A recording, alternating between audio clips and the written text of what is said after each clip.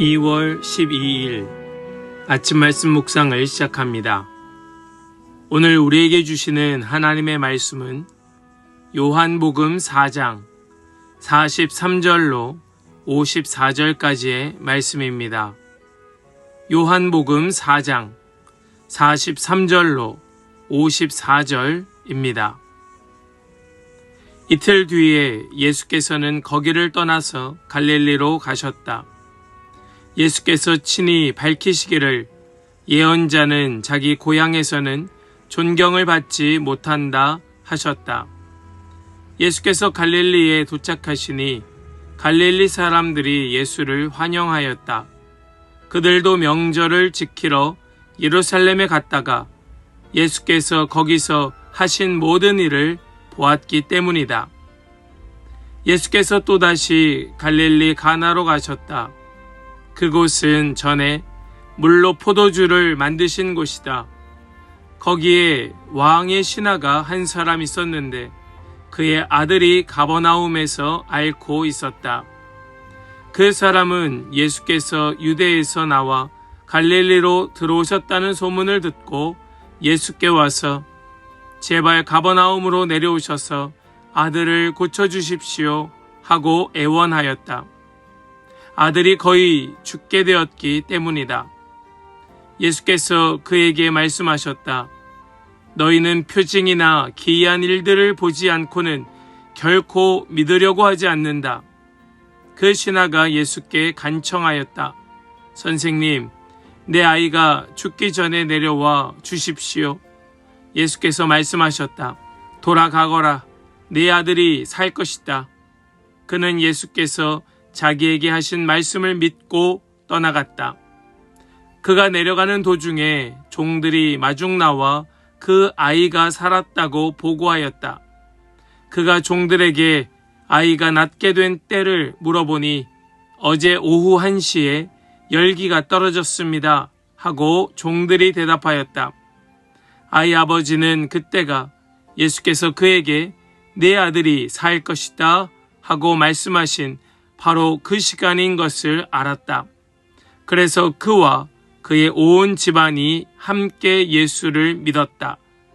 이것은 예수께서 유대에서 나와서 갈릴리로 돌아오신 뒤에 행하신 두 번째 표징이다. 아멘. 살아계신 하나님의 말씀입니다. 아멘. 할렐루야. 오늘도 우리와 함께 하시며 우리에게 말씀 주시는 주님을 찬양합니다.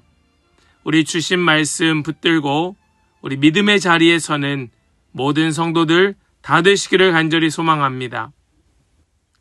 우리는 신앙의 길에서 종종 하나님께서 무엇을 보여주실까 하는 그런 기대를 가지고 살아갑니다.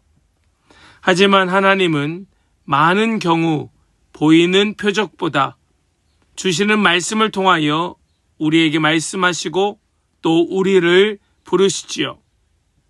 오늘 본문에 등장하는 왕의 신하는 극심한 절망함, 그 낙심 가운데 예수님께 찾아왔습니다.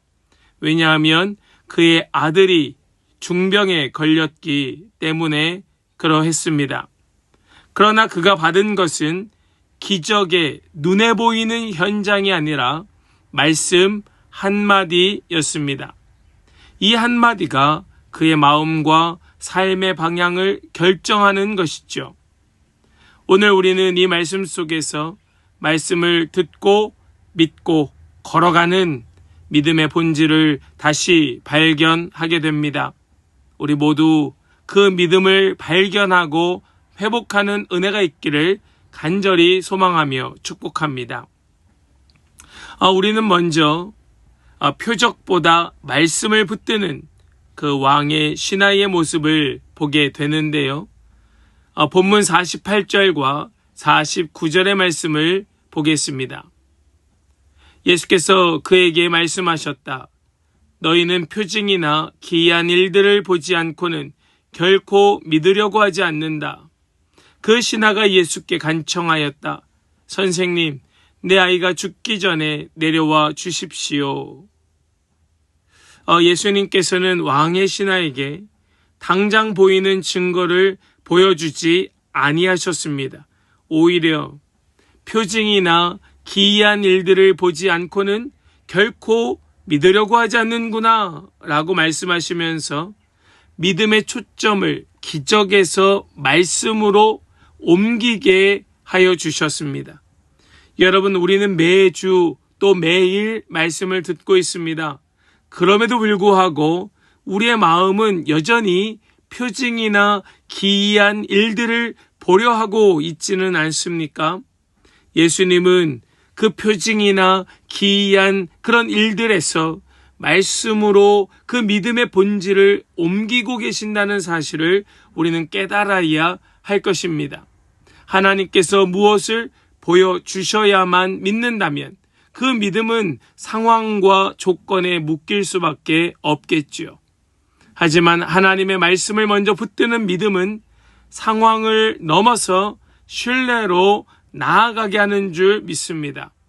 말씀을 붙드는 자에게 하나님은 결국 하나님의 뜻과 능력을 밝히 드러내시는 줄 믿습니다. 그렇게 예수님께서 그에게 말씀하실 때 50절 말씀을 보니까 돌아가라, 네 아들이 살 것이다 라고 예수님께서 말씀하시죠. 우리 다시 한번 50절 말씀을 함께 보겠습니다. 예수께서 말씀하셨다. 돌아가거라, 네 아들이 살 것이다. 그는 예수께서 자기에게 하신 말씀을 믿고 떠나갔다. 아멘. 우리는 이 한 절의 말씀에서 굉장히 중요한 믿음의 본질을 발견하게 되는데요. 믿음의 가장 중요한 본질은 무엇입니까? 그것은 바로 단순하고 깊이 주님의 말씀을 신뢰한다는 겁니다. 아주 단순하게 심플하고 깊이 있게 주님의 말씀을 신뢰하는 것, 그것이 믿음의 가장 중요한 본질이 아닐 수 없습니다. 우리는 아멘이라고 합니다. 우리는 그 아멘이라고 할 때 내 마음에 와서 닿을 때 뭔가 은혜가 될 때 아멘이라고 그렇게 화답하면서도 우리는 정말 거기에 단순하면서도 깊이 있는 그런 믿음을, 신뢰를 보여주지 못할 때가 많이 있지요. 그러나 지금 이 왕의 신하는 예수님의 말씀을 믿었다. 그 말씀을 신뢰했다. 아주 단순하고 깊이 있게 주님의 말씀을 붙들었던 겁니다. 진짜 믿음은 상황이 변해서 생기는 것이 아니라 그 주님의 말씀을 신뢰하기 때문에 행동하게 되는 것이 믿음이란 사실을 지금 이 왕의 신하가 보여주고 있다는 것이죠. 사랑하는 여러분, 우리의 믿음이 이런 믿음 될 수 있기를 소망합니다. 간절히 주님의 이름으로 축복합니다. 단순하고 깊이 있는 믿음을 가지십시오. 예수님의 말씀에 대하여 우린 정말로 더욱 단순하게 더 깊게 신뢰해야 하는 겁니다. 그럴 때 우리는 무엇을 보게 되는가? 정말 기이한 일을 보게 되는 겁니다. 이것이 열매로서 나타나게 되는 것이죠. 우리 오늘 본문의 말씀 51절과 52절의 말씀을 같이 먼저 보겠습니다. 그가 내려가는 도중에 종들이 마중 나와 그 아이가 살았다고 보고하였다. 그가 종들에게 아이가 낫게 된 때를 물어보니 어제 오후 1시에 열기가 떨어졌습니다 하고 종들이 대답하였다. 지금 왕의 신하가 집으로 돌아가는 길에 아들의 회복 소식을 듣게 됩니다. 그리고 그 시간을 물을 때에 그 시간이 바로 어제 오후 1시라는 걸 알게 됩니다. 이 말을 듣고 이 왕의 신하, 아이의 아버지가 즉각적으로 깨달았던 것이 있습니다. 그것이 53절입니다. 함께 보겠습니다. 아이 아버지는 그때가 예수께서 그에게 네 아들이 살 것이다 하고 말씀하신 바로 그 시각인 것을 알았다. 그래서 그와 그의 온 집안이 함께 예수를 믿었다. 아멘, 아멘. 지금 이 믿음의 경험을 통하여 그의 온 집이 예수를 믿게 되었습니다. 어떤 경험 말입니까? 예수님의 말씀을 신뢰하였더니 정말로 아이가 낳았구나 라는 사실입니까? 그것이 아닙니다. 예수님의 말씀대로 이루어졌다는 것을 경험했다는 겁니다. 여러분, 중요한 포인트를 아시겠습니까? 내가 예수님께 구하였더니 예수님이 그 아이를 낫게 하여 주시고 살려주셨구나. 그 경험이 그의 믿음을 더한 것이 아니라 정말로 예수님이 말씀하신 그대로 되었구나. 이것이 그의 믿음을 더하여 주었다는 겁니다. 예수님께서는 오늘 본문에서는 네 아들이 살 것이다 라고 말씀하셨기에 아들이 살았지만 예수님은 다르게 말씀하실 수도 있는 것입니다. 다르게 역사하실 수도 있는 거예요. 중요한 것은 무엇입니까? 예수님의 말씀대로 이루어지는구나, 이것을 경험해야 한다는 겁니다. 우리는 그래서 예수님의 말씀에 더 귀를 기울여야 되는 것이고 그 말씀 앞에 머물러야 하는 것이죠. 말씀이 한 사람의 삶을 변화시켰던 겁니다. 그리고 그 삶의 변화는 한 사람의 변화로 끝난 것이 아니라 그와 그의 온 집안의 변화로 이루어지게 되었다는 그 놀라운 사실을 우리는 우리의 삶의 자리에서 경험해야 할 줄로 믿습니다.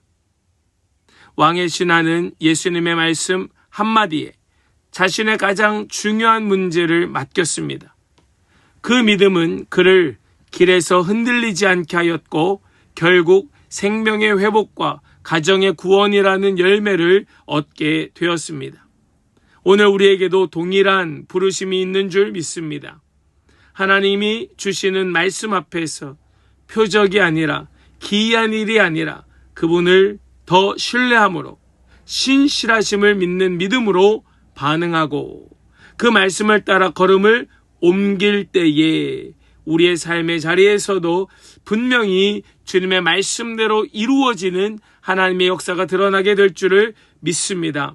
말씀을 붙드는 믿음은 단지 우리를 위로해 주는 차원을 뛰어넘어 삶을 변화시키는 능력이라는 사실을 붙들고 오늘도 걸어가는 우리 모든 성도들 다 되시기를 주님의 이름으로 간절히 축원합니다. 아멘. 우리 이제 더 깊은 묵상으로 함께 나아가길 원합니다. 나는 신앙에서 말씀보다 상황의 변화나 표적을 더 바라며 살고 있지는 않은가? 최근 하나님께서 내게 주신 말씀 중 순종의 걸음을 시작해야 할 부분은 무엇인가? 지금 내 삶의 현실과 감정보다 하나님의 말씀을 신뢰하기 어려운 지점은 어디인가? 또한 하나님의 말씀에 순종하는 내 걸음이 내 가정과 공동체에 어떤 변화를 일으키기를 기대하고 있는가? 우리 이러한 질문들을 생각하면서 우리 더 깊은 묵상으로 함께 나아가길 원합니다. 함께 묵상으로 나아가겠습니다.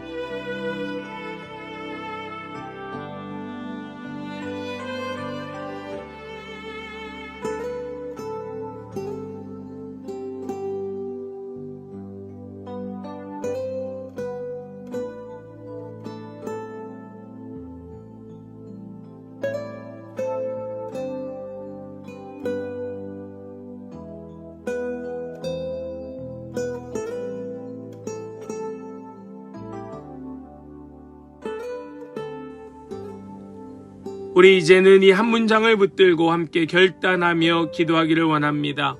주님, 말씀을 듣고 믿고 따라가는 믿음을 나에게 허락하여 주시옵소서. 그 믿음으로 오늘도 살아가게 하여 주시옵소서. 우리 믿음으로 함께 기도하며 나가길 원합니다. 함께 기도하겠습니다.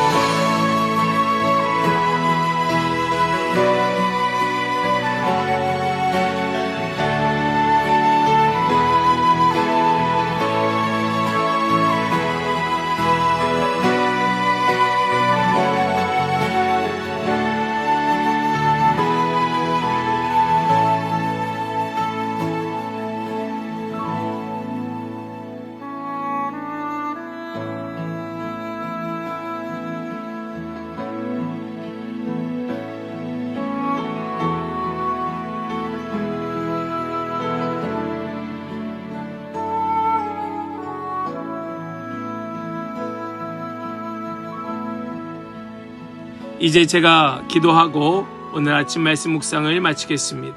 함께 기도하겠습니다. 신실하신 주님, 오늘도 우리에게 말씀해 주시니 감사합니다. 왕의 신하가 말씀 한마디에 자신의 모든 상황을 맡겼던 것처럼 우리도 주님의 말씀 앞에 믿음으로 서게 하여 주시옵소서. 눈에 보이지 않는 현실 속에서도 주님의 말씀이 이루어질 것을 믿고 순종하는 담대한 믿음을 허락하여 주옵소서. 우리의 믿음이 가정과 공동체를 살리는 은혜로 이어지게 하여 주시며 오늘도 말씀의 능력이 삶 속에서 드러나도록 인도하여 주시옵소서. 믿고 감사드리며 우리 주 예수 그리스도의 거룩하신 이름으로 기도하옵나이다. 아멘.